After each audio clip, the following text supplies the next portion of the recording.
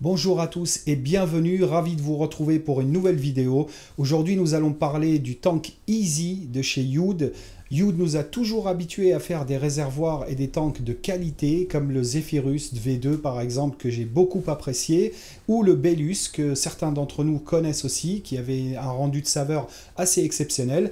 Une fois de plus, ici, je n'ai pas été déçu par leurs produits. En plus, on a une vraie petite nouveauté au niveau de la RBA. On va détailler tout ça en gros plan. À tout de suite. Voilà à quoi ressemble l'atomiseur Easy de chez Youd. On est sur un atomiseur qui mesure 63 mm de hauteur avec son drip tip, 48 mm sans le drip tip, un diamètre de 22 mm. On aura un réservoir en Pyrex d'une capacité de 4 ml. Sur la partie basse, on retrouvera 3 ouvertures d'airflow de 9 mm chacune, réglables. Et on aura également le réglage du liquide flow. On voit ici les fentes sur les 4 côtés qu'on va pouvoir régler, on va pouvoir plus ou moins ouvrir en fonction du liquide qu'on va utiliser à l'intérieur de ce tank. Sur le bas, on aura un pin 510 qui sera non réglable, même si on voit une vis ici, ce n'est pas pour le réglage, c'est plutôt pour ceux qui souhaitent démonter leur pin pour le nettoyer correctement, quoique ce n'est pas vraiment nécessaire. Et une petite précision au niveau de la bague d'airflow, elle sera amovible. Donc elle peut s'enlever pour faciliter le nettoyage du surplus de liquide qui peut parfois sortir par les trous d'airflow. Donc là, on va pouvoir enlever et nettoyer facilement. Attention tout de même, cette bague, voyez ici, elle a une dent. Donc sur ce côté-là, on voit une dent. Bien faire attention à la placer dans l'encoche qui est destinée à cet effet. Donc on va venir placer sa bague comme ceci, et la dent doit se retrouver dans l'encoche parce que cette encoche-là va servir aussi de butée. Vous voyez, pour l'airflow, donc quand on tourne son airflow, cette petite encoche sert aussi de butée. Pour le remplissage, c'est assez simple, il suffit de dévisser le top cap. On aura accès au trou de remplissage qu'on voit sur les deux côtés. On pourra charger en liquide une capacité de 4 ml, puis ensuite on va refermer son top cap.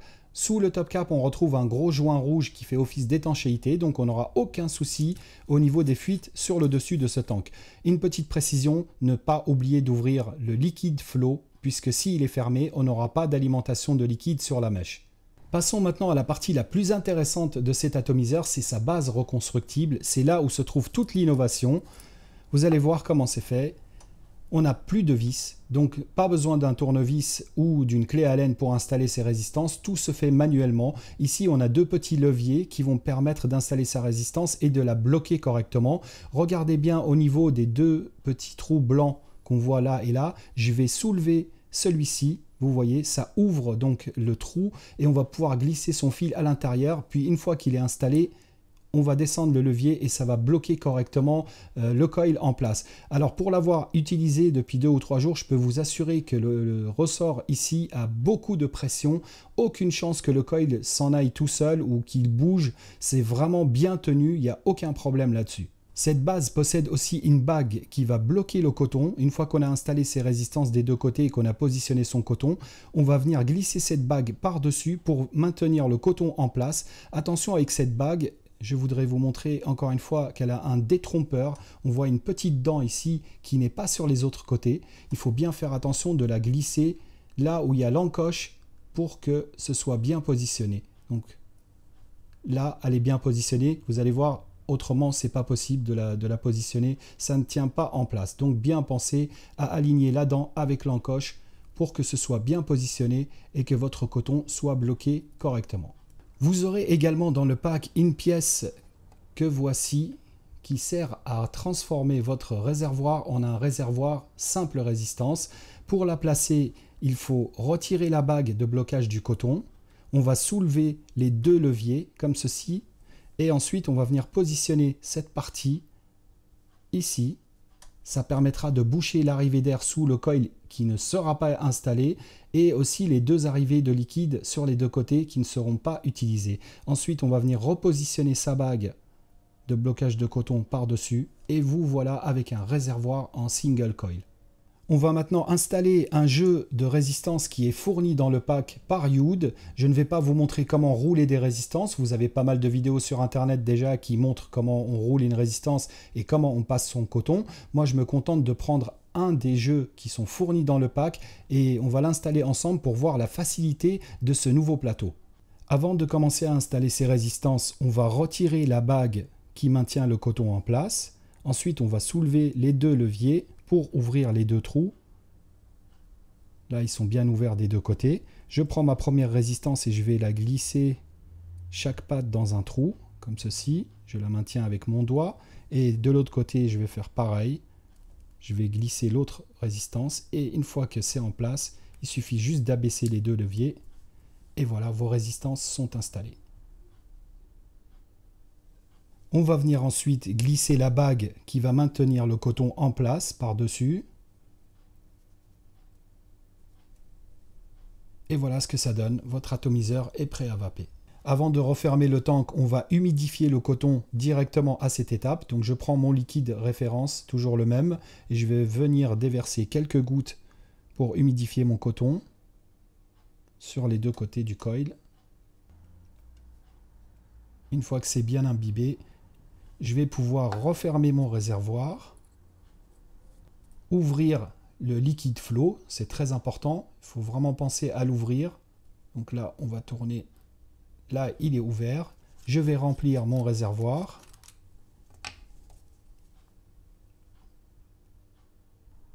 Et voilà, mon tank est prêt à vaper. On va passer en plan large pour voir le rendu, vapeur et saveur du Easy de chez Youd. J'ai installé le Easy sur ma box. C'est le Dual Clapton qu'on a monté ensemble juste avant. On est sur une valeur de 0,3 ohms. J'ai réglé ma box à 50 watts et on va voir tout de suite ce que ça donne.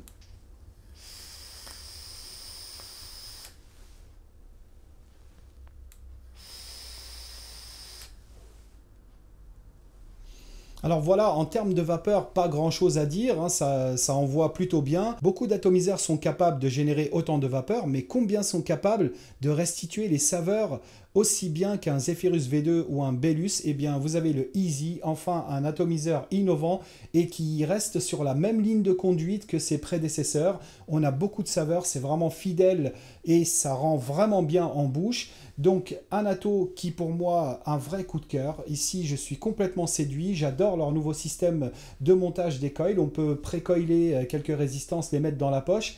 On n'a plus besoin du tout d'outils quand on sort pour changer ses résistances. Voilà ce que je pouvais vous dire sur cet atomiseur en termes de rendu, vapeur et saveur. Passons maintenant aux points positifs et aux points négatifs. Les points positifs, on va d'abord retrouver son plateau RBA qui est innovant. Nous n'avons plus besoin de tournevis ni de clé Allen pour pouvoir installer ces résistances. Donc il suffit de pré-rouler quelques résistances, les mettre dans la poche quand on sort et on va pouvoir les remplacer sans outils. Le deuxième point positif, ça va être la restitution des saveurs. Youd sait faire et on le voit encore une fois avec le Easy Tank.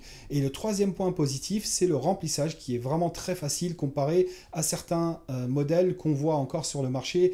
Pour les points négatifs, j'ai remarqué en passant le doigt ici que le verre dépassait un tout petit peu. Alors c'est vraiment très léger, ça ne se voit pas vraiment, mais il fallait quand même le dire. Et le deuxième point négatif, qui est le gros point négatif pour moi, c'est pourquoi Youd n'a pas mis un deuxième tank de remplacement. On a un réservoir en Pyrex ici qui est assez gros et qui est très exposé, donc en cas de chute, il va casser facilement. Avec tous les accessoires qu'ils ont mis dans le packaging, pourquoi ils n'ont pas mis un deuxième Pyrex? On ne sait pas. Alors moi, la version que j'ai testée, c'est une version bêta. Peut-être que dans la version définitive, ils penseront à mettre un réservoir de remplacement.